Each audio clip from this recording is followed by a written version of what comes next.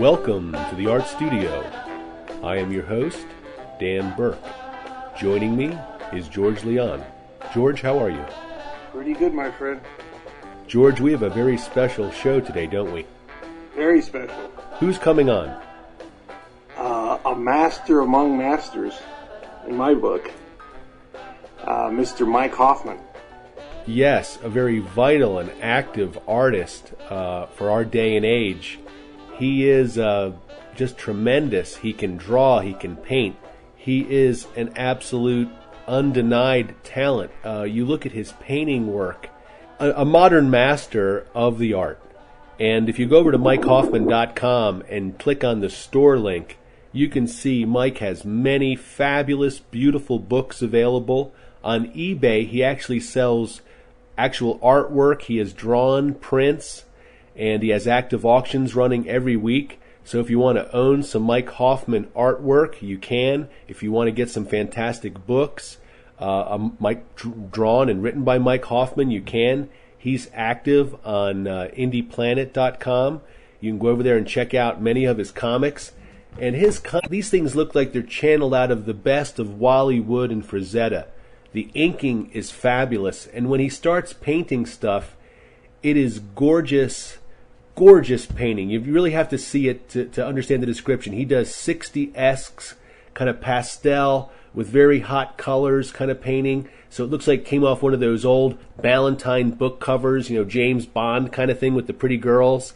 And he also does very modern-looking Frazetta work. And the thing about Mike Hoffman's work, and I'm not going to put down Boris by saying this, but Boris is very stiff and has this kind of one way of painting. Mike Hoffman is not stiff in his figures. In fact, his women seem so alive and as if they're really standing there. He has beautiful, beautiful weight to his figures. And obviously, he loves the female form into girls, and he paints them beautifully. This truly is a modern Frank Frazetta, but I think, Frank Frazetta cut the path, and this guy has gone further. That's what it looks like to me. His inking style is so incredibly good. It's luxurious, and you can see sometimes when he really, inks things out, intensely, and he'll do something more simple, more cartoony, but it's still beautiful, not to be missed. And some of his comics that you can buy right now are Mr. Sinister, Madame Tarantula, Electric Frankenstein, Super Clowns, Tigress Tiki Tale, Western Gothic, Best of Lost Worlds, Captain Blue Bush, and others. And some of them are a little adult-oriented, which is great because he just draws women so outrageously well that these books are just fabulous. So Mike Hoffman, a very vital, very active artist, and George and I are super excited to have him on the show today. We don't often get a guest like this who is literally a ninja in his own time, and he's probably just at the halfway point in his career, I would say. What do you think, George? Yeah, he's still got a lot more to go. Oh, a lot more to go. And people look back on this guy, they're going to be like, wowie, kawowie. Theo is the incredibly talented Mike Hoffman. Hey, I'd like to quote you on a lot of that if I can. I like the modern ninja stuff. Well, you really are. I'm in absolute awe of it, having gone to art school and attempted to learn to paint and many other things. Your 60s looking stuff is just killer. It does Mike, welcome to the Art Studio. Thanks. It's wonderful to have you on. Mike, for people who don't know about you and know about your work and so forth, can you tell us a little bit about you, how old you are, where you went to art school, how you learned to become such a wonderful artist, things like that? Okay. Well, I'm old as the hills. I'm 51. I did not go to art school. Actually, that's not true. I took a stab at it. My mother wanted me to go out of high school, and I tried it for, I didn't even make it for one semester. I made it for maybe 2 weeks. And they weren't doling it out fast enough for me, so I felt bad about wasting my folks' money. This is a long time ago. This is back in the mid-'70s. So, so I just hit the books for about 10 years. But I'm still studying this stuff. As a matter of fact, I am going over origins and insertions of muscles. You know, a lot of guys draw muscles and they don't necessarily know where they begin and end on the bone, and it makes a big difference. So even now at age 51, I'm still going over stuff like that. So. Well, I'm going to try to refrain from too much praising so we can get through the interview. But you really... Oh, no, don't do that. Okay, well, let's jump to the first thing I want to praise you about. No. Okay, women. You really draw women well. You were out of that Frank Frazetta, girls with hips, kind of wearing a loincloth, maybe with a skull headdress on, but sexy, beautiful, passionate-looking women. You started with Vampirella back then. Weren't you one of her primary artists? No, you know, one time, or people were sending stuff to Harris, saying, hey, you need to get this guy to draw Vampirella. And they never asked me, and they had their own direction that they wanted to go with it. They apparently didn't want to go back to the 1960s style Vampirella. They wanted to have her modern and yucky and blood everywhere and all that stuff. All right, let me reset the question. Just tell me about your fascination with women and how you learned to draw yourself, I guess, because that'd be the next thing people would want to know. In other words, you're self-taught. How can that be? Did you live with a beautiful woman who posed naked, or was it the study in the books? How'd you do it? Well, some people look at my wife and they say, oh, well, she's your model for all these women. And, you know, you mentioned Boris earlier, and of course Boris uses photographs for everything. And I just know the bones and the muscles and things like that, and I want to make them curvy. It's funny because I get a lot of people who say, oh, well, I like your work, but I don't particularly care for your women. They're a little too heavy. They're not really slim enough for me, you know. And of course, this is, I think, what the modern taste in women is, that they all have to be, you know, rail thin with abs and implants and all that kind of stuff. Well, you are incredibly prolific, and a lot of your great comics revolve around very sexy, beautiful women, I've noticed. Seems to be a theme running through your work.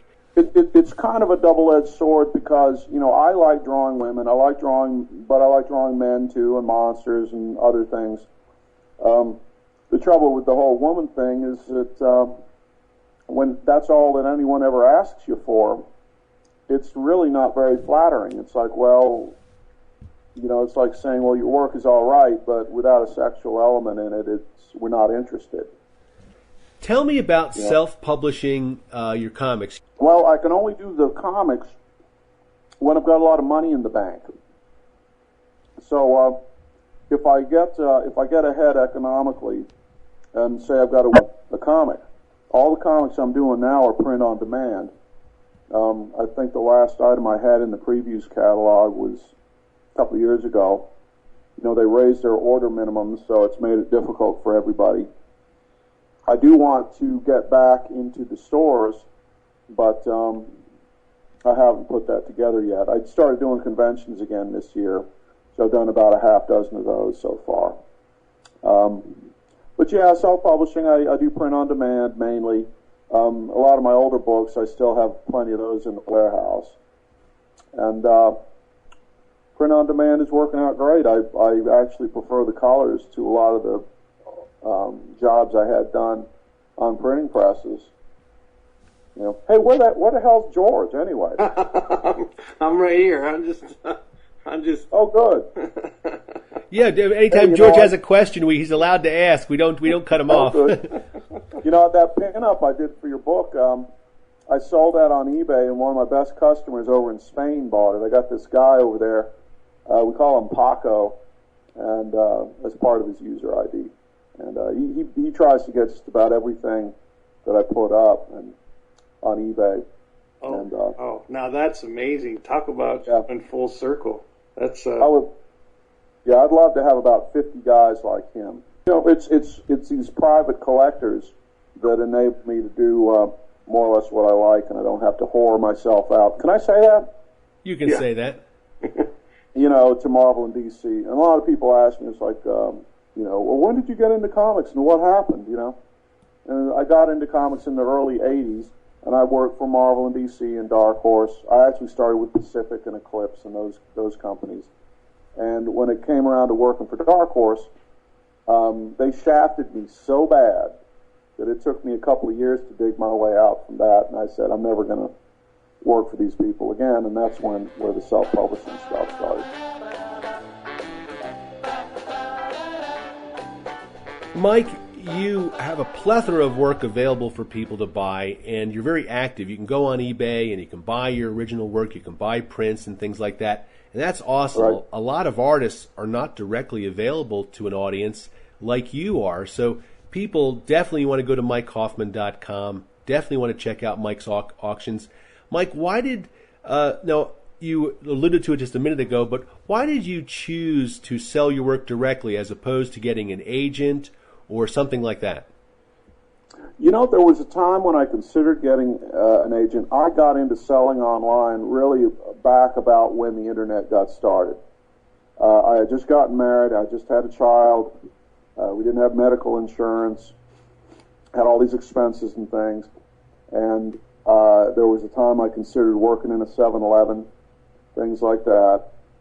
Finally, I realized, if I'm going to make a living with art, I'm going to have to develop clientele. And so I intended to go around the country and go to conventions and make contacts like that. And that's about when the internet started really rolling. So I didn't have to do that. Essentially, selling on the internet, selling stuff on eBay, maintaining a profile, visibility. I've had to do it. I do have a drive, there's no doubt about that, but I also have a family to support. I got a wife and 2 kids. And we do a lot of stupid stuff, like travel to Europe for 6 months. We did that a couple of years ago. That got real expensive. So being an independent artist for you has paid off. You would say yes to that question. Yeah, I would. Isn't it crazy how many artists are out there now? And on the internet, too, with a website. Yeah, I was in a comic shop yesterday looking at all these comics, and I said to the owner, I said, my God, there's a lot of drawing going on out there. I mean, the amount of drawing to fill all these books every month, I couldn't believe what was coming out from DC Comics in 1 month. It's as if they're playing the same game that they did in the 60s, where they tried to have as many titles out there as possible to maintain their market share, Yeah, I totally agree. They're just filling up the shelves with crap. Yeah. Yeah. I want to ask a few questions about your process. First off, you have an amazing command of color, and not arbitrary, but beautifully. Some guys stick with one palette. Not you. It's really tremendous. People have to see it to really understand it, to really appreciate it. And I'll bet in person, these illustrations printed out large, or if they're original paintings, just probably make your eyes just pop out in their beauty. Because I'm amazed by the beauty of them online, and I know that's like 25% of how they really look. Mike, how did you get drawn to being so colorful in your work when so many artists perhaps stick with one color palette or 3? You truly, you've got, oranges you might do purples, you might do greens in one thing. Yeah, well, I use Day-Glo colors too. I started using all sorts of stuff. I studied oil painting for a long time. Read books, hundreds of books about it, which really just made me more confused, because one book says do this, one book says don't do that. It's okay to use black, don't use black, do this, don't do that. So anyway, finally I found some books that were more practical and helpful. So I got the color theory stuff. I figured out how to make a painting have a color strategy, as they call it. So a lot of it, when I do pictures, I don't know what the picture's going to be.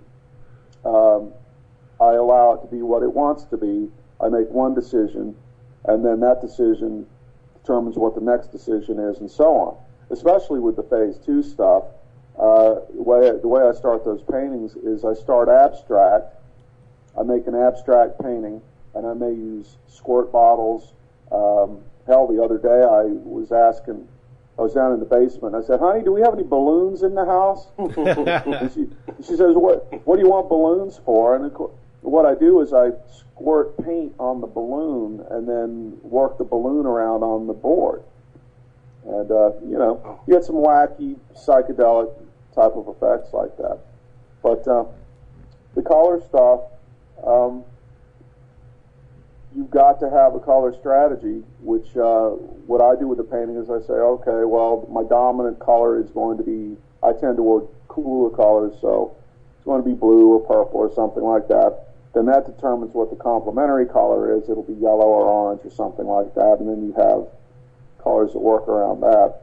So, to quote Frank Rosetta about color, he said about his paintings that the colors could almost be anything. It's the values and the contrasts that are important.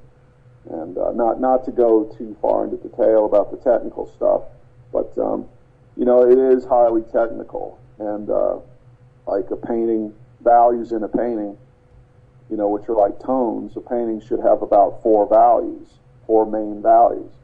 And you see a lot of painters out there that only have 3 values.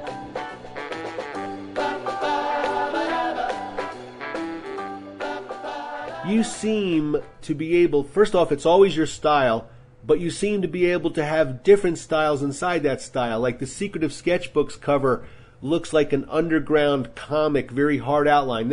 Then the other cover of Secrets of Fantasy with the girl standing there with the spear is so beautiful. It's like you channeled some, beautiful Frank Frazetta work. I mean, how can I say it? But other stuff, it doesn't look directly like that. So you've obviously can move from style to style. You even have a Jack Davis style, that Monster University 9-card set that you sell, which for $3, it's a giveaway. It looks like it's so beautiful. So you have all these different styles. Basically, I think you could be Will Elder or Jack Davis if you wanted to be. My trouble is that I get bored easily. So, if I paint for a week or two, then I get tired of that. And then if I do comics for a week or two, I get tired of that. And I want to do something different. I have detractors and critics out there who claim that I'm a big rip-off of Frank Frazetta and things. And I don't respond to it anymore, but they're not really looking at what I'm doing because I'm not copying any Frazetta work, and I've got all these other styles too. So what are they talking about? No, he's just one feather in your cap. That's it's just sort of the look of it. It's not at all Frazetta, and not at all. In fact, two people holding your work next to each other would see the difference easily. But it's the esque thing. It's a question of subject matter. I've had people come up at conventions and they go, "Oh, I love your work, and I love Boris and Frazetta." And of course, Boris and Frazetta really couldn't be further apart except for the subject matter. So basically, if you paint a half-nude princess and a leopard or a barbarian or any of these sorts of subjects, people are going to say Frank Frazetta no matter how you render it, no matter what you do with it, because they think that he's sort of got a copyright on those subjects. But I just have a lot of fun doing different styles. It's not like there are an infinite number of styles out there that no one has ever seen, just waiting to be discovered. I mean, everything kind of builds on what came before. Just like Frazetta with the subject matter, it's like if you do big feet and big ears, people say Jack Davis. People tend to judge things by comparison. The people watch a movie and they don't say, the script writing in this thing was, they don't discuss the finer points of plot and all that sort of thing and craft. They say, oh, that reminded me of The Terminator, or that reminded me of The Wizard of Oz. You know what I mean? They don't judge the pieces on their individual merit. They tend to compare them. Introducing someone to your child who you have a lot of pride in, they go, oh yeah, he reminds me of the other kid down the block. You know what I mean? Yeah, and audiences are a weird and fickle thing, and one person will love it and one person will hate it. And our job in life is to find the people that love our stuff. Mike, did you study the look of certain things? Because I see one of your covers looks like an old EC book, and a lot of your inking reminds me of like Wally Wood at his best. Are you making a conscious effort to channel a certain look? Well, the whole thing about feathering lines and things, that was a look in inking that was everywhere, 30, 40, 50 years ago. That was the way people did it. And if you wanted to render something, you used a brush, used feathering, and you spotted blacks. Nowadays, you look at a modern comic, the lines have gotten thinner, the colors handle more of the work that the ink used to. You guys have seen this. Yes. Right? And a lot of the artwork, when you take the color away, it's very anemic looking and it's all linear and there's a lot of busyness going on. I just don't come out of that school. I'm too old for that, I guess. Some people, the guys take to it and they start working in whatever modern style is popular. I'm not knocking that. Maybe I should try that. But, my eyesight's not getting any better, and I just don't really want to get into all that. But, like those Weird World covers, which I think is what you're talking about, they look like EC comics. Yes. That's, I did those because someone commissioned me. They said, hey, I'd love for you to do an EC-type comic cover. And they actually created the logos, printed them on boards that were twice up, twice the size of a comic, and sent me a bunch of them. And so I had them laying around, and I just drew on them. And when I had done about 6 or 8 of them, I decided to do something with them and digitally colored them and put them out there. So that wasn't completely my idea. But, all those guys in the old days, they all used brushes, and there were similarities. You could tell everybody apart, I think, more than you possibly can today. How do you actually approach a piece of art? Do you work up a small thumbnail, then advance onto a larger, and then do you draw directly on the board and paint on the board? Do you lightbox? What's your process? Just in a small nutshell. I do it the dumb way, I'm afraid. I doubt that, Mike. No, I really do, because if you're doing a painting, if you do a rough of the painting, then your painting is probably going to turn out better, but you're going to have less spontaneity and probably less fun while you're doing it. So I've done some paintings where I didn't pencil anything. I basically started painting with a 1-inch brush. And I've done other paintings where I did do roughs. I do drawings for eBay that, I don't want to give anybody a total masterpiece that's worth $1,000, put it up on eBay, and the bidding doesn't go very high. I mean, I try to make drawings good, but I don't want to overdo it. So it's kind of a double-edged sword in that I have to support myself, so I have to sell a lot of stuff. But I don't want to do the thing where it's like, oh, well, I'm only producing 1 piece a week and I'm choking off the supply. And, the demand's going up, my price. I mean, there are a lot of artists out there, they get huge prices for their art, but they don't produce much. So my working methods vary. Sometimes I use roughs. Sometimes I don't use them. Sometimes I will check things by flipping them on a light box. Sometimes I don't. The trouble with drawing is that sometimes you'll do a drawing, and if you don't flip it in a mirror, you won't notice certain things like the eyes are different and stuff like that. So really, I should be doing that, but when you're working this fast, a lot of times you just don't have the time to do that. Yeah, I agree, Mike. I did a piece like how you said, the dumb way, which is just straight. I just use an ink brush pretty much, and that's that hobos versus bum poster I did, and I had a lot of fun doing it because of the spontaneity. There wasn't anything planned, so I was just squeezing things left and right, and it came out. It was a lot of fun. Yeah. Well, that is fun, and I don't like roughs. I think it kills it. But I'm doing 2 paintings right now that I did roughs for, and I think the key is to keep the rough real small so that you can't put a lot of detail into it, and then allow room for mistakes and, well, not necessarily mistakes, but improvisations and things to happen when you're doing the larger painting. I just started working on bigger paintings. I used to not work over about 16 by 20 because I would have to scan them in 4 pieces, and I could do that.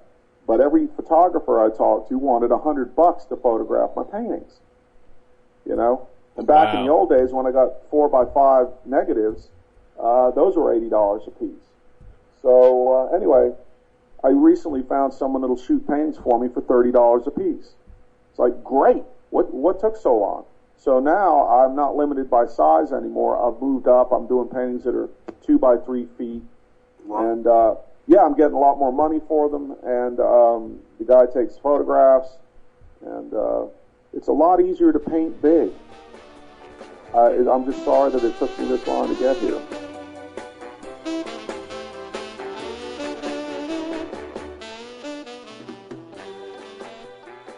Have you done any gallery shows, Mike? Because your work's definitely, at that level.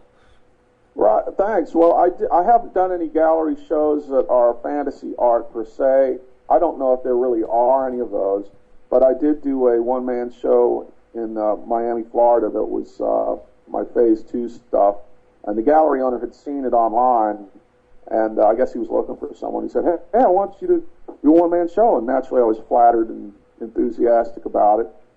So I said, sure. And he said, well, all you got to do is fill this 30 by 40 foot room in about a month or 2. I said, okay. Okay, so I did a lot of huge paintings, and I even did a sculpture, and I had one painting of, it's in my books, it's of a sort of futuristic looking woman with a couple of these weird looking dogs. I call them moon dogs. They're very elegant and thin. And I said, hey, I should build one of these things. So we did. And the painting was like 3 by 4 feet, and I put a white fur frame around it. It was a foot wide. And then we built the moondog out of wood and rags and white fur, and stood it in front of the painting. But yeah, I did that. And, there's a whole market out there for outsider / underground pop surrealist art. And it's all tied in with the tattoo trade and all this other stuff. It tends to be bigger, like in more cosmopolitan cities. And there was a time when I thought about kind of trying to break into that. And I still do things for that sort of market occasionally. But, I sell stuff everywhere. I even have an Etsy account. You guys know about Etsy? Yeah. Sure do. Yeah, and everybody's out there making stuff, and I think it's a good thing. A lot of my artist friends kind of sneer at Etsy. It's it's just a bunch of girls who, are macrameing and stuff. But I like it, and I've sold stuff. Then you got the ACEO card market. I get people writing to me all the time for those things. What's that, Mike? I never heard of that one. That's these 3.5 by 4.5 inch cards. If you see on eBay people selling ACEO cards, it means Art Cards Editions Originals. And so you see a lot of them on eBay. It'll be a headshot of Thor, the Hulk, or something like that. They're good for people collecting art who don't have a lot of money because they usually don't get that expensive, and they can fit them in these 9-pocket plastic sleeves and put them in binders and things like that. So there's a big market for those things. Do you get up at 8 and work till noon and take a lunch break? How do you arrange your day to be so prolific? No, I have to support a family. I used to be worse about it. I basically work almost all the time unless I go out and goof off and do something like that. The paintings I do fairly quickly, like the 3 that you just mentioned that were on eBay. I did all those. It didn't even take a whole day. So I do 3 or 4 like that a day. Wow. Yeah. Oh, and they're gorgeous, Mike. They're gorgeous. Really are. Yeah, I'm telling you, Mike, you're going to be like every other 30-year overnight success. People will be like, hey, he's a genius, and well, I've always been the same guy. Where's the world been? Well, you know? Yeah, they're waiting for me to die. But, you know, it's funny because considering the amount of stuff that I've sold over the last 10 or 12 years, there's a lot. I think I've sold about probably close to 700 or 800 paintings. I've done, I don't know how many, I've done thousands of comic pages, tens of thousands of drawings and watercolors and things like that. And it's funny because you don't see that much of them showing up on the market again. People tend to be sitting on them. So I guess that's a good thing. But in terms of, you know, the value of the work and how prolific the artist is, being prolific is good and it's bad. If I did less work, I would probably get more money for it. But, you know, it's like Prince, or the artist formerly known as Prince. He wanted to release, you know, he wanted to release all kinds of music because that's what he does. And the label said, no, we want you to do one album every year so we can promote it properly. And that's why he changed his name to The Symbol, because he goes, oh, really? Well, promote this then. Hey, you guys know who bought the Conan painting for $1 million? No. Yeah, some goon from Metallica. Oh, that must have been the drummer. Yeah, because he's a big art fanatic. So yeah. Oh, was it? Yeah. Well, Lawrence L. Ulrich or something like that. Yeah. I'm not sure. I couldn't tell you who's in the group. Maybe we better scratch that goon comment. They might come after. Mike, I want to focus on another aspect of your talent.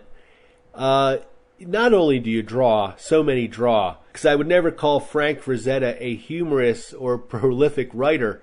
You are a humorous and prolific writer. Your comics and your ideas are really good, and there seems to be a little bit of a story in many of your pictures and paintings. Something like Monster University, Dishonor Roll Call. For those who don't know what this is, Mike made this like fraternity poster of these ghoulish-looking people that they hang in fraternity houses. If you ever attended a fraternity sorority, they do these things. So he's got the Monster University Roll Call. And this is one of just like trillions of ideas you have. So you have a real fertile imagination. It's all running down, seems to be that cool monster fantasy theme.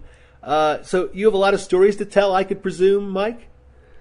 Yeah, well, the trouble is I can't turn it off. Lie awake at night, tossing and turning? Well, it's not that bad, but, you know, anybody that does this sort of stuff for a living, you begin to use, you know, one small section of your brain to create ideas. And then eventually, you know, you get to be 80 years old and it's like squeezing a sponge. You can't get anything out of it anymore. But I had more trouble coming up with ideas when I first started doing commercial work. But after a while, the ideas, I have many more ideas than I have time to execute them. As a matter of fact, you know, last year I did a magazine, I called it a monthly sketchbook called Orb, and I just collected them into a single book, which is 350 pages, and it's full of whatever I did that month, drawings and essays and articles and things about my creative process. I had an article in there which was talking about some of the ideas that I had that just never got done, that I never had time to do. I'd still like to do them. You know, just like you mentioned Monster University, I've done 2 albums worth of music for that stuff, so I've written about 30-some songs so far, which I've recorded and done all the voices, and I do Boris Karloff and Peter Lorre and, Bela Lugosi and all those guys. That's great, Mike. That's so awesome. Yeah, well, those songs, they sell pretty well. The albums sell especially well around Halloween. Something I'd like to do is do an animated DVD of the best songs. I'm one guy. I don't have the time and the resources to animate,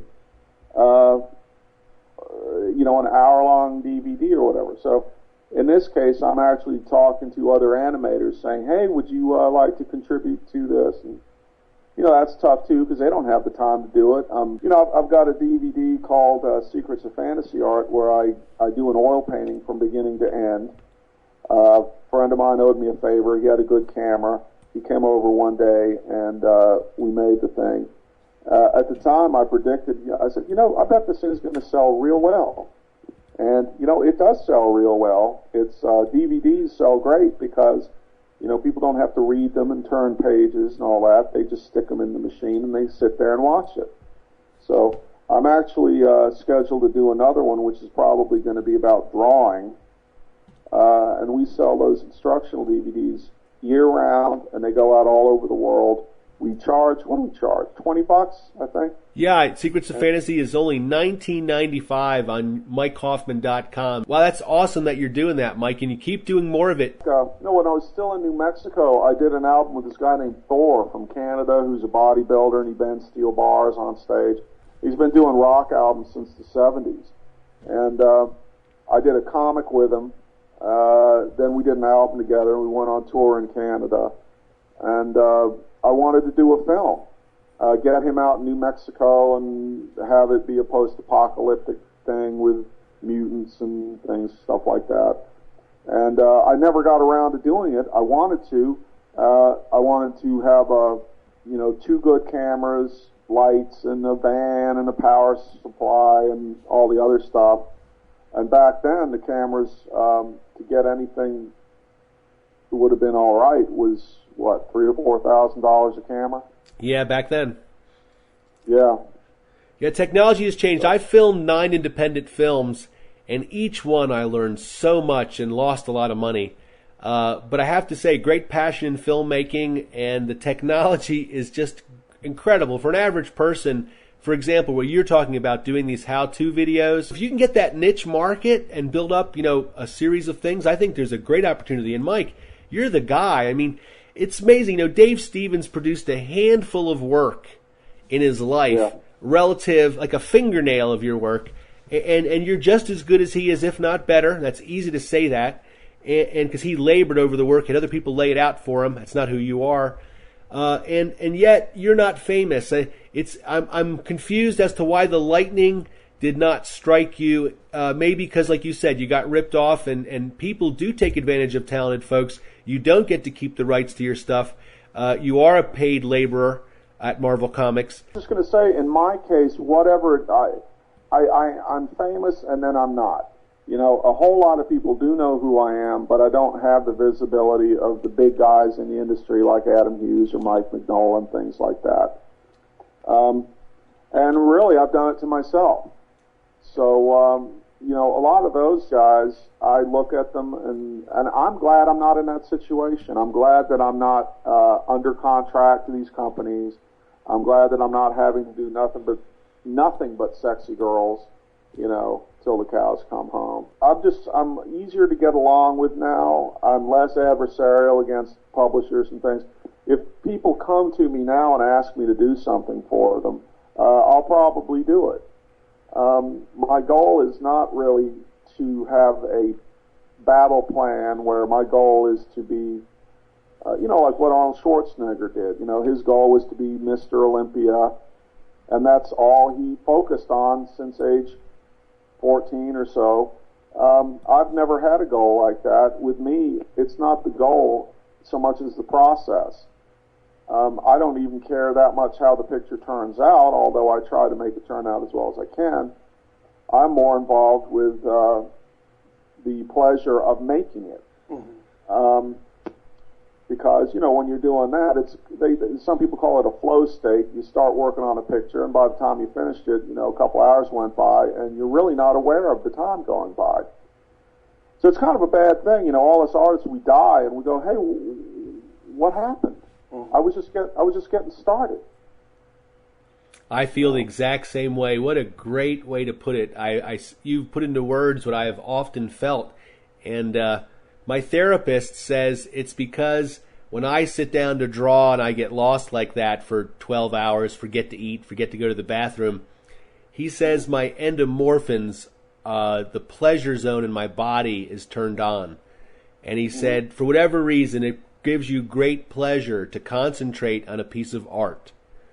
Yeah, and the trouble with that, there are a lot of people out there that never experience that. Yeah. Politicians, I don't think ever experienced that. I don't think George Bush, if he had just painted flower pots or something, I think he probably would have been a lot happier, and so would everybody else.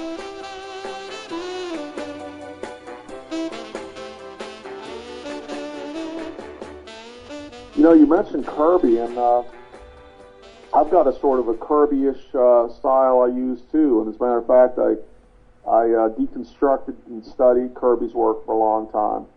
So when I do comic storytelling, a lot of times I use that sort of approach.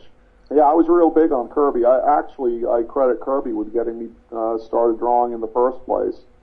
That Afrobat is reminiscent. Yeah, absolutely. Definitely. I love that. I love that character. Dan, I don't know if you saw that, but that Afrobat just is amazing. Well, I'm glad you do, because I tell you, people don't know what to make of it. I have it on the table at the conventions, and it's funny because I've got so much stuff on the table, and it's so different. I think it confuses a lot of people, and they don't necessarily realize it's all by the same guy. But yeah, Afrobat, it's not really blaxploitation. There's a guy in Columbia, South Carolina that does the blaxploitation web comic, which is actually very well drawn and well done. Jay Potts? Yeah. Yeah, okay. Yeah, he's got that website called World of Pain or something like that. Yeah. It's really good, really good. Yeah, well, they mentioned my comic, and they kind of said, his comic is like, well, it's beyond words, or we can't go into that. It seemed kind of negative, But there's a lot of love in Afrobat 1. I didn't do it out of meanness or anything like that. I mean, they would never complain if I was black and doing Afrobat. I actually credit myself in that comic as Honky Hoffman. I think you should have gone by complete alias on the whole deal, maybe. Well, Mike, I'd like to thank you so much for coming in the art studio today and talking about your art and your comics and your music and all the creative things you have going. You were certainly a gracious man to spend your time with us, and I really appreciate it. You are a mega talent. I'm actually in awe of what you got going on, and you're a super nice, laid-back guy. I want to encourage you to keep doing whatever it is you want to do that makes you happy. And Mike, I have one thought for you that I think I'm most envious of you, that I think people looking from a distance would be most envious of, is that, Mike, however you slice the bread, you got to spend your best years doing it your way and drawing your cartoons. Kurt Swan burned up his, best 20 years, maybe his best 1,000 pages on Jimmy Olsen, Superman's pal. You got to spend your best 1,000 pages, your prime, which you're in now, it looks like, doing it the Mike Hoffman way. Not many people I've ever talked to anywhere can say that. Well, thanks. I like all that. Will you be my therapist? Well, hey, listen.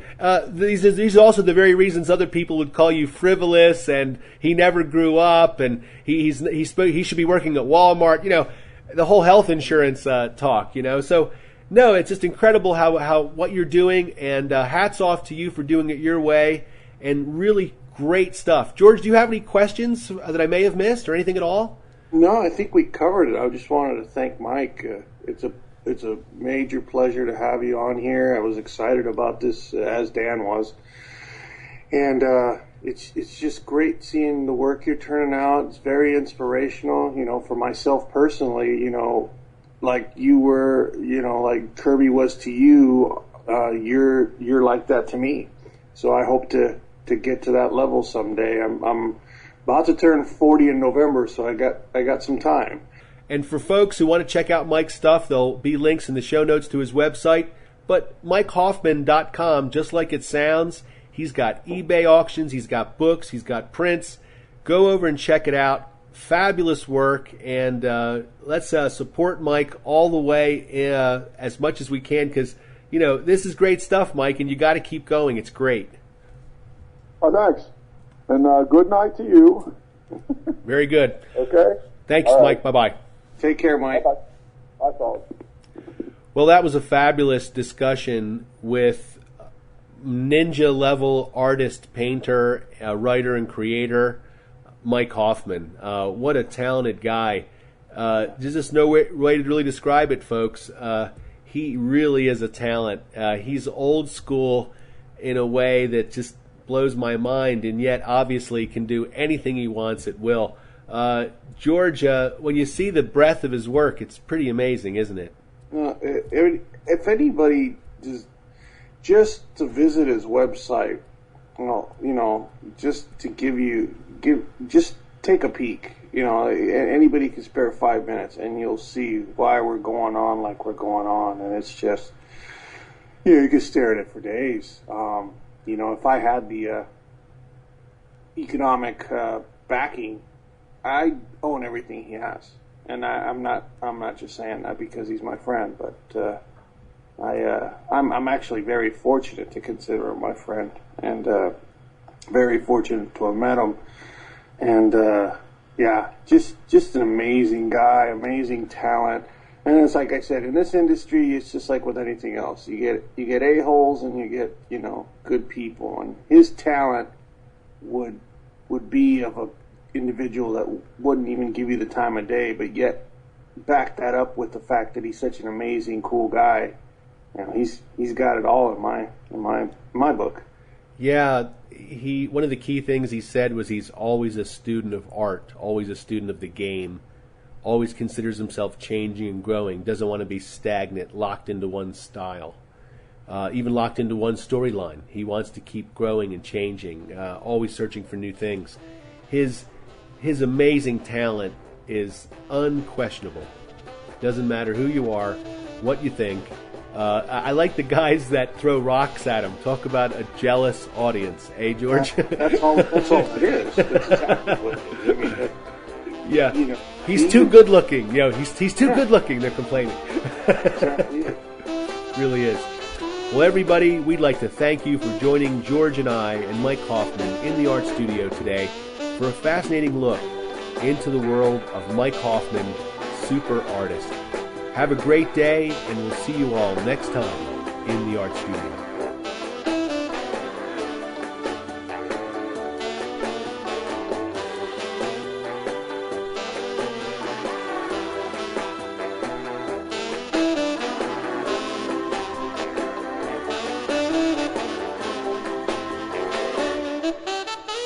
Thank you.